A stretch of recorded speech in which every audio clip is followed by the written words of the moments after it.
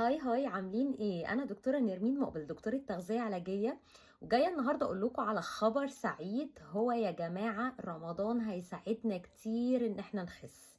ناس كتير بتقول لا، طب والحلويات يا دكتوره؟ طب ما هو ما ينفعش، انا هبقى صايم اليوم كله، فلما هاجي افطر لازم مش ما تقوليليش ممنوع كذا او ممنوع كذا.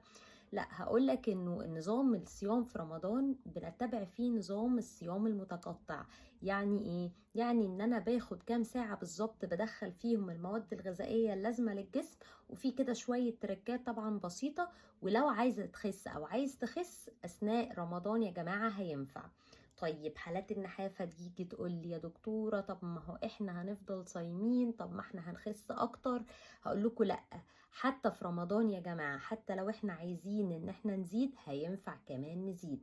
يعني كل سنة وانتوا طيبين، ما تحسسوناش ان الشهر ده هو شهر ما ينفعش ان احنا نعمل فيه اي حاجة.